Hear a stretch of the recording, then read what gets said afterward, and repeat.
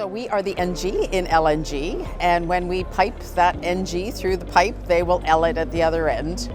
The value for Fort St. John is that we've been doing this for decades already. This is a new market, so it will increase the opportunities for jobs. It'll increase the opportunity for growth in the community. We've always said that when people are engaged in the community, they enjoy the community more. We're really building our community for people. The fact that you can get a job here and your partner can get a job here is fabulous, but we're building a community for people.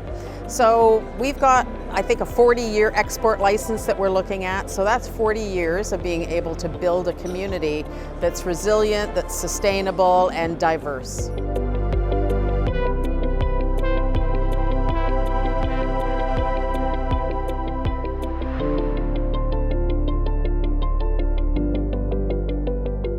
I think that getting this particular project to this point has been really through building relationships.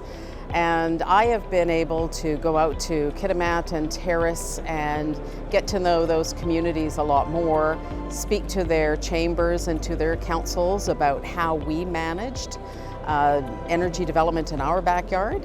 And I think that LNG Canada has done a really good job, as well as their midstream partner, TransCanada. They've done a really good job of reaching out and building those relationships.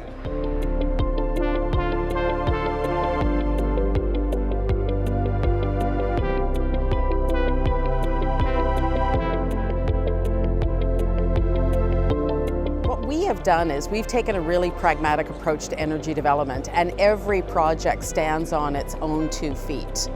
So we reach out to the proponents, or when they come to see us, we really promote Fort St. John as being the place to hire from and to engage our local contractors.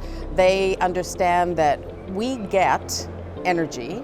We understand how natural gas is extracted and produced, but for us it's about building that resilient community. So are you hiring local? Are you signing up with local contractors? Because if you're not, then you're going to have to mitigate or compensate us in a different way. We're also working with our First Nations communities, our neighboring communities.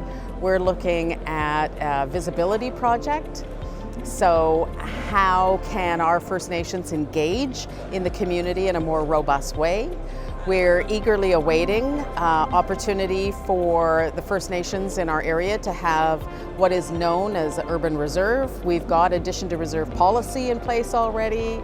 We're doing other initiatives, small ones, like putting up an additional flagpole at City Hall to fly the First Nations flag of their choice.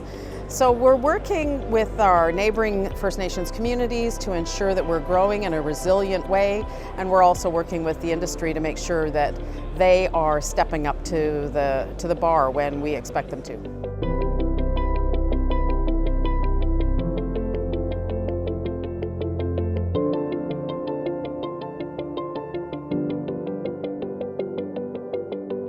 Well, I think that Canada finally realizing that LNG is significant potential is important.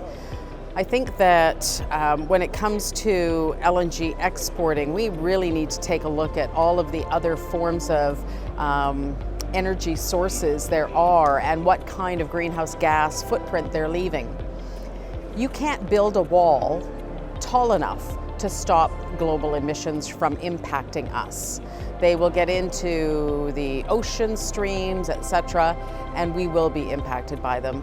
So the way Canada can provide these cleaner, more reliable sources of fuel, I think is something that we should be celebrating.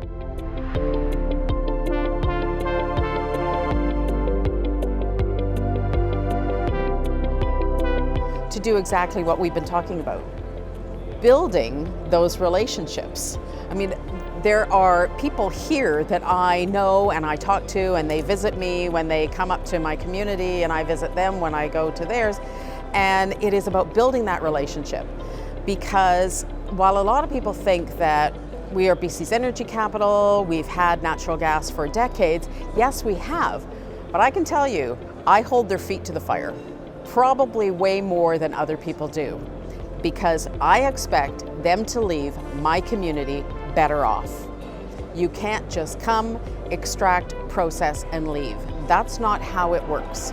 So we've been very proactive, protecting and promoting our community, coming to events like this, engaging with the industry that's here, the service providers that are not only here, but also providing services in my community, and building those relationships.